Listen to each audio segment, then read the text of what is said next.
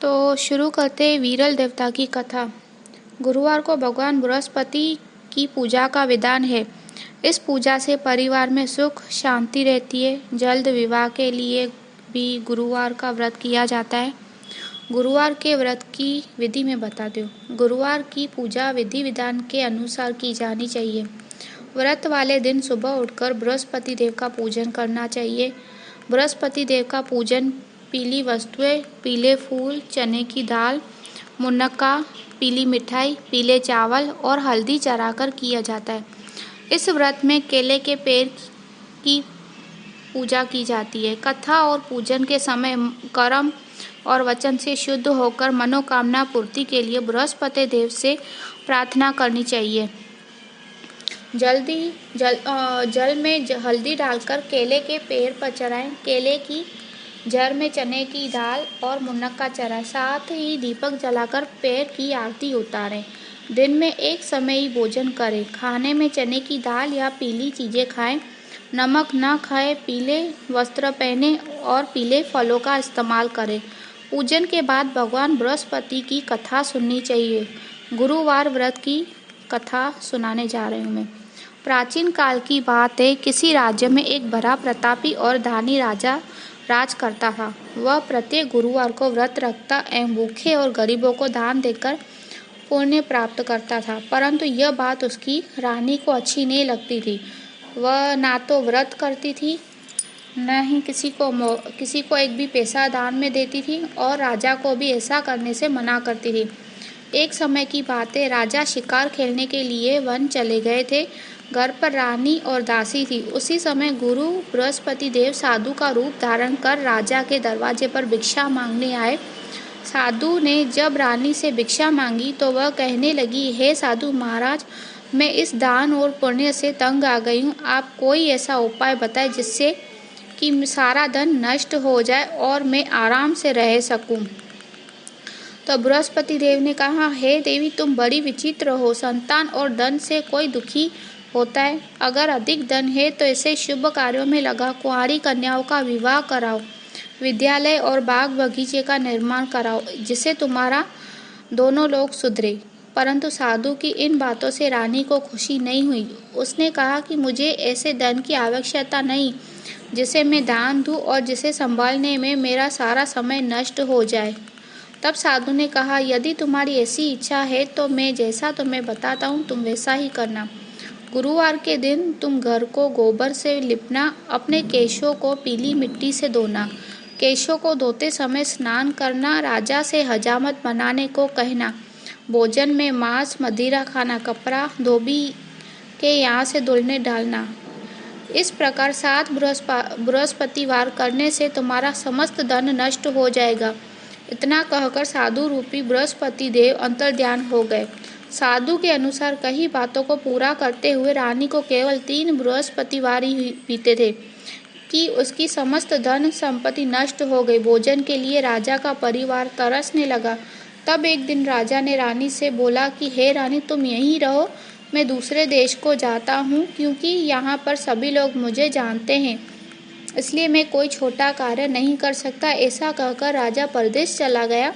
वहाँ वह जंगल में लकड़ी काटकर लाता और शहर में बेचता। इस तरह वह अपना जीवन व्यतीत करने लगा। इधर राजा के परदेश जाते ही रानी और दासी दुखी रहने लगी। एक बार जब रानी और दासी को 7 दिन तक बिना भोजन के रहना पड़ा तो रानी ने अपने दासी से कहा, हे दासी, पास ही के नगर में मेरी बहन रहती है। वह बड़ी धनवान है। तू उसके पास जा और कुछ ले आ ताकि थोड़ी बहुत गुजर बसर हो जाए। दासी रानी की बहन के पास गई। उस दिन गुरुवार था और रानी की बहन उस समय बृहस्पतिवार की कथा सुन रही थी। दासी ने रानी की बहन को अपनी रानी का संदेश दिया, लेकिन रानी की बड़ी बहन ने कोई उत्तर नहीं दिया। जब दासी को रानी की बहन से कोई उत्तर नहीं मिला तो वह बहुत दुखी हुई और उसे क्रोध भी आया। दासी ने वापस आकर रानी को सारी बात बता दी। सुनकर रानी ने अपने भाग्य को कोसा। उधर रानी की बहन ने सोचा कि मेरी बहन की दासी आई थी परंतु मैं उससे नहीं बोली, इससे वह बहुत दुखी हुई होगी। कथा सुनकर उसने कथा सुनकर उसने अपनी बहन के घर आई और कहने लगी, हे बहन, मैं बृहस्पतिवार का व्रत कर रही थी, तुम्हारी दासी मेरे घर आई थी, परंतु जब तक कथा होती है तब तक तो न उठते हैं और न ही बोलते हैं, इसलिए मैं नहीं बोली। कहो दासी क्यों आई थी? रानी बोली, बहन तुमसे क्या छुपाऊं, हमारे घर में खाने तक को अनाज नहीं था। ऐसा कहते कहते रानी की आंखें भर आई। उसने दासी समेत पिछले 7 दिनों से भूखे रहने तक की बात अपनी बहन को विस्तार पूर्वक सुना दी। रानी की बहन बोली, देखो बहन, भगवान बृहस्पति देव सबकी मनोकामना को पूर्ण करते हैं। देखो शायद तुम्हारे घर में अनाज रखा हो। पहले तो रानी को विश्वास नहीं हुआ, पर बहन के आग्रह करने पर उसने अपनी दासी को अंदर भेजा तो उसने सचमुच अनाज से भरा एक घड़ा मिल गया।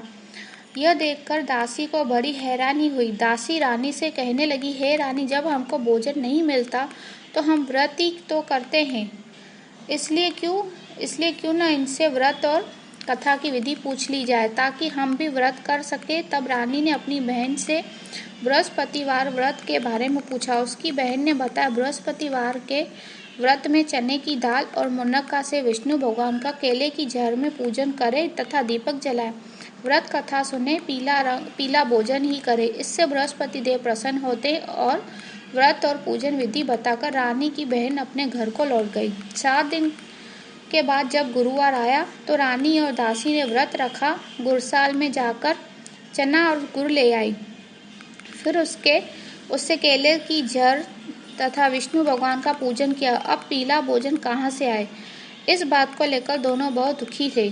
चूंकि उन्होंने व्रत रखा था इसलिए बृहस्पति देव उनसे प्रसन्न थे, इसलिए वे एक साधारण व्यक्ति का रूप धारण कर 2 थालों में सुंदर पीला भोजन दासी को दे गए। भोजन पाकर दासी प्रसन्न हुई और फिर रानी के साथ मिलकर भोजन ग्रहण किया। उसके बाद वे सभी गुरुवार को व्रत और पूजन करने लगी।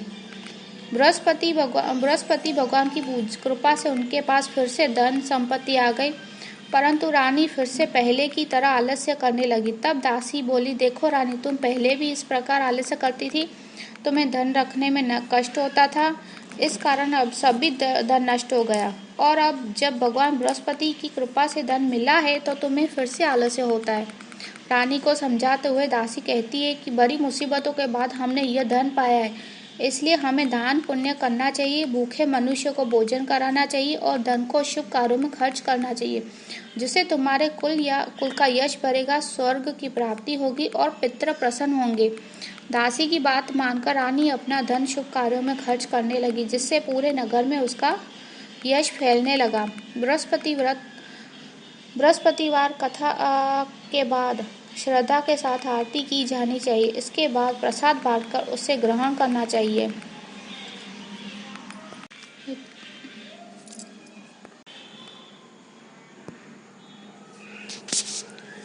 ओम जय बृहस्पति देवा, जय बृहस्पति देवा, छिन्न छिन्न भोग लगाऊं, छिन्न छिन्न भोग लगाऊं फल मेवा।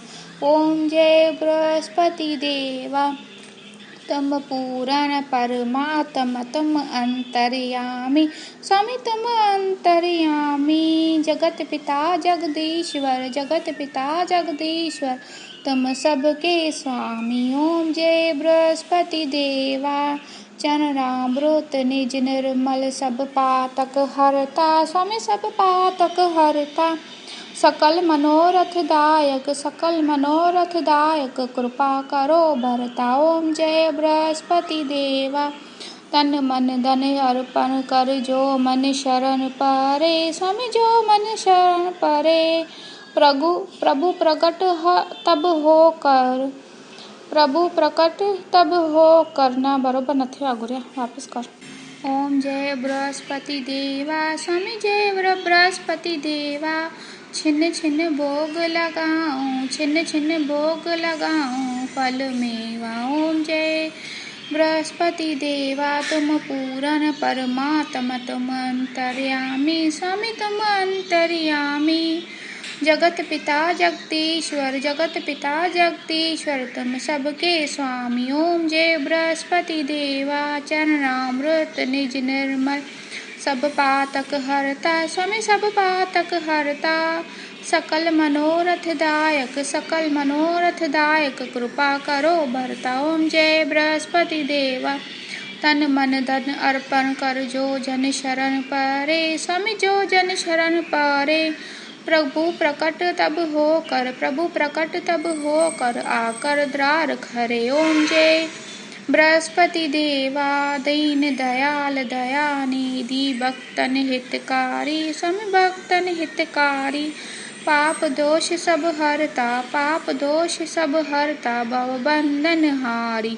ओम जय बृहस्पति देवा, सकल मनोरथ दायक, सब संशय तारो स्वामी, सब संशय तारो। विषय विकार मिटाओ, विषय विकार मिटाओ, संतन सुखकारी। ओम जय बृहस्पति देवा, जो कोई आरती तेरी प्रेम सहित गावे स्वामी, प्रेम सहित गावे। ज्येष्ठानंद बंदन सो सो निश्चय फल पावे। ओम जय बृहस्पति देवा। सब बोलो विष्णु भगवान की जय, सब बोलो बृहस्पति विष्णु भगवान की जय।